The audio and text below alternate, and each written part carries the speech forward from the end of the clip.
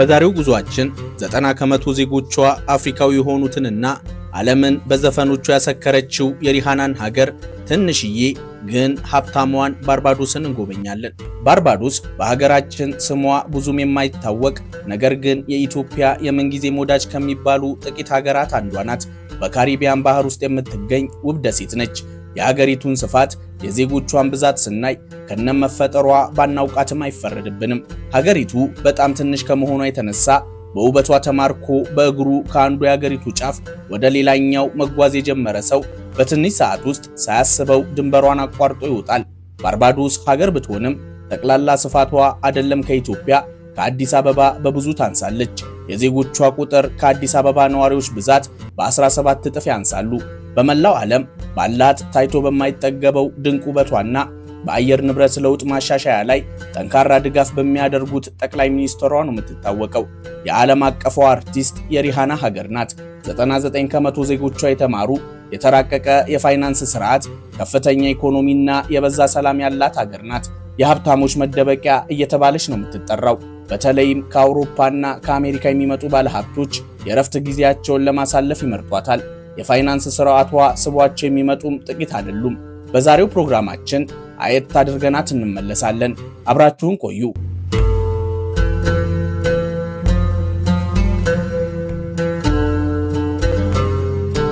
መገኛዋ ሰሜን አሜሪካ ነው። በካሪቢያን ባህር ውስጥ የምትገኝ ትንሽዬ ደሴት ነች። 439 ስኩዌር ኪሎ ሜትር የሚሰፋ የቆዳ ስፋትና 282000 ዜጎች ነው ያላት። ልብ ያድርጉ፣ መዲናችን አዲስ አበባ 527 ስኩዌር ኪሎ ሜትር የቆዳ ስፋትና ከ6 ሚሊዮን በላይ ህዝብ ይኖርባታል። ሀገር ከሆነችው ባርባዶስ በ88 ስኩዌር ኪሎ ሜትር ስፋት ከ17 እጥፍ በላይ በሆነ የህዝብ ብዛት ትበልጣለች። ባርባዶስ ከሰሜን ወደ ደቡብ 34 ኪሎ ሜትር፣ ከምስራቅ ወደ ምዕራብ 23 ኪሎ ሜትር ትረዝማለች። እርስዎ 23 ኪሎ ሜትርን በእግር ቢጀምሩት ስንት ሰዓት ይፈጅቦታል? ያ ሰዓት ማለት በባርባዶስ ሀገር ለቆ ለመውጣት የሚፈጅቡት ሰዓት ነው። ባርባዶስ ትንሽ ትሁን እንጂ የሚጣል የሌላት ልቅም ያለች ቆንጆ ናት። አብዛኛዎቹ የካሪቢያን ደሴቶች በእሳተ ገሞራ ፍንዳታ የተፈጠሩ ተራራማ መሬቶች ናቸው። ባርባዶስ ከዚህ ትለያለች። በሚሊዮን ለሚቆጠሩ ዓመታት ከውቅያኖስ ወለል ቀስ በቀስ ከፍ እያለ በመጣ ኮራል ላይምስቶን የተገነባችው። በዚህ ምክንያት ነጭ ቀለም ያለው ለስላሳ አሸዋን ይዛለች። በየዓመቱ ከባህር ጠለል በላይ ያላት ከፍታ በሚሊሜትሮች እየጨመረ ይገኛል። የሀገሪቱ ከፍተኛ ስፍራ ማውንት ሂላቤይ ይባላል። 336 ሜትር የሚረዝም ተራራ ነው። እዚህ ሆነው ሙሉ ደሴቲቱን ማየት ይችላሉ። ባርባዶስ ዓመቱን ሙሉ አረንጓዴ ናት። በተለይም የሸንኮራ አገዳ ማሳዎቿ ሀገሪቱን አረንጓዴ ምንጣፍ ያስመስሏታል። ዙሪያዋን የከበቧት ውብ የባህር ዳርቻዎቿ በዓመት የምታገኘው የ340 ቀናት ፀሐይ አማካኝ የሙቀት መጠኗን ቢሆን ከ24 እስከ 30 ዲግሪ ሴልሺየስ መሆኑ ዓመቱን ሙሉ በበረዶ ክምር ውስጥ ለሚኖሩ የሀብታም ሀገራት ዜጎች የማይታመን እድል ነው። በዛ ላይ ሰላማዊት ሀገር ናት። ይህ ሰላሟ እንኳንስ ዛሬ ይቅርና አብዛኛዎቹ ሀገራት ከቅኝ ግዞት ለመላቀቅ ጦር ተማዘው ነፃነታቸውን በደም ሲፈርሙ ባርባዶስ ለ339 ዓመት ትመራት ከነበረችው እንግሊዝ ነፃነቷን ያወጀችው አንድም የጥይት ድምፅ ሳይሰማ በሰላማዊ ድርድር ነው።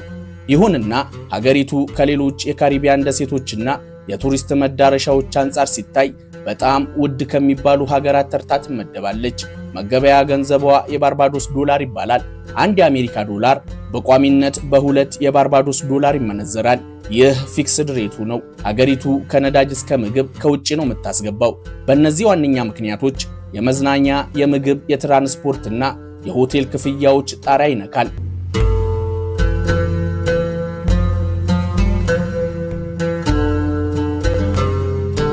ባርባዶስ ከፍተኛ የተማሩ ዜጎች ያላት ሀገር ናት። 99 ከመቶ የሚሆኑት የተማሩ ናቸው። የባርባዶስ ዜጎች ባጃን ይባላሉ። እንግሊዘኛ ዋነኛ መግባቢያቸው ሲሆን ልክ እንደ ጀማይካውያን እንግሊዘኛን ከአፍሪካና ከካሪቢያን ሪትሞች ጋር አቀላቅለው የፈጠሩት ባጃን ክሮል የተሰኘ የአነጋገር ዘይቤ አላቸው። ባጃኖች ከ90 ከመቶ በላይ የሚሆኑት አፍሪካዊ ዘር ያላቸው ጥቁር አፍሪካውያን ሲሆኑ በዚህም ባርባዶስ ከአፍሪካ ውጪ ከፍተኛ አፍሪካውያን ዜጋ ካላቸው ሀገራት አንዷ ያደርጋታል። የአውሮፓና የእስያ ሀረግ ያላቸው ዜጎች በብዛት እንደየደረጃቸው ይከተላሉ። ባጃኖች ፌስቲቫልና ሙዚቃ ወዳጆች ናቸው። በተለይም ካሪቢያኖች የሚታወቁበትን ካሊፕሶና ሶካ የተሰኘ የሙዚቃ ስልቶችን በየጎዳናው ሲዘፍኑ ማየት የተለመደ ነው። እነዚህ ሙዚቃዎች በ18ኛው ክፍለ ዘመን ለባርነት ወደ ካሪቢያን ደሴቶች በተወሰዱ አፍሪካውያን የተፈጠሩ ሲሆን በወቅቱ እርስ በርስ መልእክት ለመለዋወጥ አለቆቻቸውን ለማውገዝና የነጻነት ትግላቸውን ለማጠናከር ይጠቀሙበት ነበር። ባርባዶስ የፌስቲቫል ሀገር ናት። ከ10 በላይ የሚሆኑ ፌስቲቫሎችን በድምቀት ታከብራለች። ዋነኛውና ትልቁ ፌስቲቫል ክሮፕ ኦቨር ፌስቲቫል ይባላል። ከዛሬ 200 ዓመት በፊት ስኳር ማምረት ልክ እንደ ነዳጅ የሀገራትን ዕጣ ፋንታ ይቀይር በነበረበት ዘመን ባርባዶስን ሊወዳደራት የሚችል የስኳር አምራች ሀገር አልነበረም። ባርባዶስ ሸንኮራ ተክላ ስኳር እያመረተች ለዓለም ታከፋፍላለች። ክሮፕ ኦቨር ፌስቲቫል በዛን ወቅት ነበር የተጀመረው። የሸንኮራ አምራች ገበሬዎች ለወራት ደክመው ያሳደጉትን የሸንኮራ ምርት በመኸር ወቅት ሰብስበው ወደ ጎተራቸው ሲያስገቡ ለስኬታማ አፈጻጸማቸው የሚያነሱት ጽዋ ነው። ከ3 እስከ 1 ሳምንት ለሚረዝሙ ቀናት ይከበራል። በእነዚህ ጊዜያት በየሰፈሩ የሙዚቃና የምግብ ድግሶች ይዘጋጃሉ። ሮም የተሰኘው ከሞላሰስ የሚሰራ አስካሪ መጠጥ የተፈጠረው በባርባዶስ ውስጥ ነው።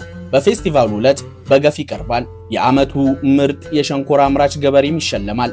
ይሁንና በ20ኛው ክፍለ ዘመን ማለትም በ1900 ዓለም አቀፉ የስኳር ገበያ እየተዳከመ መጣ። ገበሬዎች ደክመው ያመረቱት ሸንኮራ እንደ በፊቱ ፈላጊ በማጣቱ ደስታ ርቋቸው ፌስቲቫሉ ተረስቶ ቆየ። በኋላም በፈረንጆቹ 1974 ባርባዶሳውያን የአባቶቻቸውን ባህል እንደ አዲስ ነፍስ ዘሩበት። ለቀናት ይከበር የነበረው ፌስቲቫል ወደ ወራት ተሻግሮ የአደባባይ በዓል ሆኖ ተመዘገበ። በዚህ ፌስቲቫል ዕለት ዜጎች ደማቅና ባለብዙ ቀለም ባህላዊ አልባሳትን ለብሰው ይደምቁበታል። በእነዚህ ጊዜያት እንደ ቀድሞው የዓመቱ ምርጥ ገበሬ ተሸላሚ ባይኖርም ያንን ባህል ለማስታወስ የፋሽንና የሙዚቃ ውድድሮች ይካሄዳሉ። በተለይም የመጨረሻው ቀን ግራንድ ካዶሜንት ዴይ ይባላል። ፌስቲቫሉ የበለጠ የሚደምቅበት ከተማዋ ስራ የምታቆምበት ቀን ነው። የውድድሮቹ አሸናፊዎች ተመርጠው ሽልማት ይበረከትላቸዋል።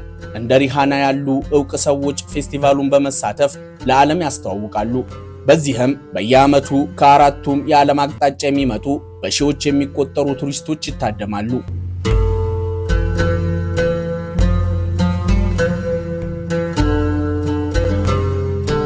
አሳ ይወዳሉ?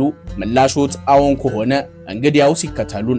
ሬጌ፣ ካሊፕሶና ሶካ ሙዚቃዎችን እየሰሙ ሲያሻውት አጥምደው ካልሆነም እያዩ ተጠምደው የተጠበሱ አሳዎችን መቀማመስ የሚመቹት ከሆነ ድግስ እንወስዱታለን። ኦይስተን ፊሽ ፌስቲቫል ይባላል። ባጃኖች ከቤተሰቦቻቸው ጋር ሰብሰብ ብለው አሳ እየበሉ አሳ እያጠመዱ ጀልባ መቅዘፍ እየተወዳደሩ የሚያከብሩት ፌስቲቫል ነው። ኦይስተን የአሳ አጥማጆች ከተማ ናት። አሳ አጥማጅነት ባርባዶሳውያን እንዳይራቡ መከታ የሆናቸው እድሜ ጠገቡ ሙያቸው ነው። ለባጃኖች ውቅያኖስ አይራቡ ዘንድ ከፈጣሪ የተሰጠ በረከት፣ አሳ አጥማጅነት ደግሞ ትልቁ ክብራቸው ነው። ታዲያ ይህ ፌስቲቫል አሳ አጥማጆችን የሚያመሰግኑበት፣ ውቅያኖሱን በአሳ ለሞላላቸው ፈጣሪ ምስጋና የሚያደርሱበት በዓል ነው። በትንሣኤ ሳምንት መጨረሻ ላይ ይከበራል።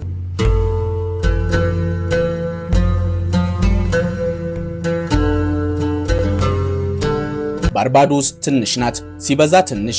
ታዲያ እቺ ከተማ የምታህል ሀገር በ11 ፓሪሾች ትከፋፈላለች። ፓሪሽ ማለት በእኛ ወረዳ ወይም ክፍለ ሀገር ብለው ያስቡት። ይበልጥ የሚያስገርመው ደግሞ አንድ ከተማ ብቻ ያላት ሀገር መሆኗ ነው። ለእናትም ለአባትም ያለቻት አንድ ከተማ ብሪጅታውን ትባላለች። ዋና ከተማ ናት። በስፋቷ ልክ ግን እንዳይገምቷት። ከተመሰረተች 400 ዓመታትን ያስቆጠረች በታሪክ የገዘፈች ሀብታም ከተማ ስትሆን አብዛኛዎቹን የአሜሪካ ከተሞች በዕድሜ ትበልጣቸዋለች። ከ100 ሺህ በላይ ዜጎች የሚኖሩባት የባርባዶስ የፖለቲካ የፋይናንስና የዲፕሎማሲ ማዕከል ናት። ከአውሮፓ ከሰሜን አሜሪካና ከካሪቢያን ሀገራት ወደ ባርባዶስ በመርከብ የሚመጡ ቱሪስቶች መግቢያቸው በሷ በኩል ነው። ቀደምት የእንግሊዞችን አርኪቴክቸር የያዙ የበዙ ህንፃዎች በደረሱበት ሁሉ በዓለም ቅርስነት መጠበቃቸውን የሚያሳይ ታፔላ የተለጠፈባቸውን ጥንታዊ ስፍራዎችን ካዩ ብሪጅታውን ስለመሆኑት ማረጋገጫ ነው። ሙሉ ከተማዋ በዓለም ቅርስነት ተመዝግባለች። ባርባዶስ የዛሬውን አያድርገውና ትልቅ ግፍ የሚፈጸምባት ሀብታም ሀገር ነበረች። ጊዜው በ1660ዎቹ ነው። ታላቋ ብሪቴን ባርባዶስን የተቆጣጠረችው በፈረንጆቹ 1627 እንደነበረ ይነገራል። በዓለም ዙሪያ ሰፊ ግዛት የነበራት ብሪቴን የወቅቱ ዋነኛ ቢዝነሷ ስኳር ማምረት ነበር። ባርባዶስን ስታገኝ ለሸንኮራ ማሳነት መረጠቻት። ታዲያ በዚህ የሸንኮራ ማሳ ውስጥ እንዲያገለግሏት የአፍሪካ ልጆች ለባርነት በገፍ ይጫኑ ጀመር። ግፉ የሚጀምረው ከዚህ በኋላ ነው። እነዚህ በባርነት ተይዘው ወደ ባርባዶስ የመጡ አፍሪካውያን ዛሬም ድረስ ዓለም የማይረሳው ከፍተኛ ስቃይ ደረሰባቸው። በቀን ከ12 እስከ 16 ሰዓት በተከታታይ ራሳቸውን እስኪስቱ ይሰራሉ። ትንሽ ምግብና አጭር የእረፍት ሰዓት ይሰጣቸዋል። ቢታመሙ አይታከሙም። በዚህ ምክንያት አማካኝ የዕድሜ ጣሪያቸው ከ7 እስከ 10 ዓመት ነበር። ያ ማለት አንድ በባርነት ተይዞ ወደዚህ ደሴት የሚመጣ ሰው በደሴቲቱ የሚኖረው የዕድሜ ቆይታ ከ7 እስከ 10 ዓመት ነው ማለት ነው። እነሱ ሲያልፉ በሌሎች ይተካሉ። ብሪቴን ይባስ ብላ በ1661 ባሮች የአለቆቻቸው ንብረት እንደሆኑ የሚደነግግ ሕግ አጸደቀች። ይህ ሕግ ቀስ በቀስ በጀማይካ ብራዚልና አሜሪካ ጸድቆ የግፎች ሁሉ መሰረት ሆነ። በዚህ ሰሞን ዋና ከተማዋ ብሪጅታውን ባሪያዎች የሚከማቹባት ከዛም ወደ ተለያዩ ሀገራት በመርከብ ተጭነው የሚሸጡባት ስፍራ ሆና ታወቀች። አገልጋዮቹ ነፃነታቸውን እስካወጁበት 1834 ድረስ ባርባዶስ ከብሪቴን ግዛቶች በባሪያና በስኳር ንግድ የከበረች እጅግ ሀብታም ግዛት ነበረች። ባርባዶስ ከብሪቴን አገዛዝ ሙሉ ነፃነቷን ካገኘች ገና 5 ዓመቷ ነው። በፈረንጆቹ 1966 ዛሬም ድረስ ለዓለም በሰላም ተምሳሌት እንድትሆን ያደረጋትን በሰላማዊ ድርድር ነፃነቷን ከብሪቴን ተቀበለች። ነገር ግን እስከ ፈረንጆቹ 2021 ድረስ በፖለቲካና ኢኮኖሚያዊ ስጋቶች ምክንያት በብሪቴን ንጉሳዊ አስተዳደር ስር ነበረች። በ2021 ራሷን የቻለች ሪፐብሊክ ሆና ተመሰረተች። ባርባዶስ ነፃነቷን ካገኘችበት ከ1966 ጀምሮ ዛሬ ድረስ 8 ጠቅላይ ሚኒስተሮችን ቀያይራለች። 8ኛዋና ባርባዶስን ከ2018 ጀምሮ እየመሩ የሚገኙት ጠቅላይ ሚኒስተር ሚያ አሞር ይባላሉ። የመጀመሪያዋ ሴት ጠቅላይ ሚኒስተር ናቸው። ባርባዶስ ምንም እንኳን በሰሜን አሜሪካ የምትገኝ ሀገር ትሁን እንጂ ከፍተኛ የሆነ አፍሪካዊ ባህል የሚጫጫናት ሀገር ናት።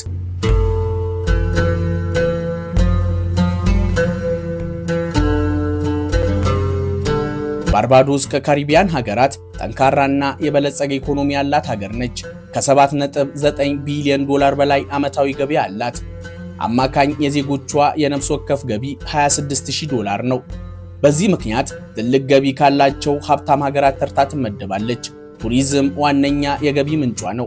17 ከመቶ በቀጥታ 13 ከመቶ በተዘዋዋሪ የሀገሪቱ ገቢ የሚሸፈነው በቱሪዝም ነው። ቱሪዝም 40 ከመቶ የሚሆኑ ዜጎች የተሰማሩበት ዘርፍ ሲሆን በየዓመቱ ከዜጎቿ በብዙ እጥፍ የሚበዙ ቱሪስቶች ይጎበኟታል። በ2024 ለምሳሌ በተለያየ መንገድ ከ1.5 ሚሊዮን በላይ ቱሪስቶች ጎብኝተዋታል። ይህም የነዋሪዎቿን ከ5 እጥፍ በላይ ማለት ነው። እዚህ የሚመጡት ኪሳቸው ፈርጠም ያለ ቱሪስቶች መሆናቸውን እንዳይረሱ። ሀገሪቱም በጎብኚዎች ከመጨናነቅ ይልቅ ጥራት ያላቸውን ሀብታም ቱሪስቶች ማስተናገድ ትመርጣለች። ፋይናንስና ባንኪንግ ይቀጥላል። ባርባዶስ ለብዙ ዓለም አቀፍ ተቋማትና ባለሀብቶች የንግድ ማዕከላቸው ናት። የተማሩ ዜጎቿና የበዛ ሰላሟ ለዚህ ተመራጭ አድርጓታል። ኢንዱስትሪ ሌላኛው ነው። ባርባዶስ ስኳር፣ ምግብና መጠጦች፣ ኬሚካልና መድኃኒቶች እንዲሁም ሮም የተሰኘውን አስካሪ መጠጥ በማምረት ትታወቃለች። ባርባዶስ ከካሪቢያን ሀገራት በታዳሽ ኃይል ዕቃዎች በተለይም የሶላር ውሃ ማሞቂያዎችን በማምረት መሪ የሆነች ሀገር ናት። ኢንዱስትሪ 10 ከመቶ የኢኮኖሚ ድርሻውን ይወጣል። የግብርናው ዘርፍ ያለው አስተዋጽኦ ትንሽ ቢሆንም ሸንኮራ፣ አትክልት፣ ፍራፍሬና አሳዎችን ታመርታለች። ግብርና ከ1.5 እስከ 2.8 ከመቶ ኢኮኖሚን ይሸፍናል። ባርባዶስ በአንድ የኢኮኖሚ ዘርፍ ላይ ብቻ ጥገኛ አይደለችም። ይህ ደግሞ ለሀገሪቱ የተረጋጋ ኢኮኖሚ ትልቅ አስተዋጽኦ አለው። ጥሩ ኢኮኖሚ ያላት ሀገር መሆኗ ደግሞ ስፋቷ ሳይታይ በዓለም አቀፉ መድረክ ተሰሚነት እንዲኖራት አድርጓል። የዛሬው ፕሮግራማችንን በዚሁ አበቃን። አብራችሁን ስለነበራችሁ እናመሰግናለን። ሰላም። Ethiopia wanted to build a dam that they needed to generate electricity for a region that covers how many millions of people?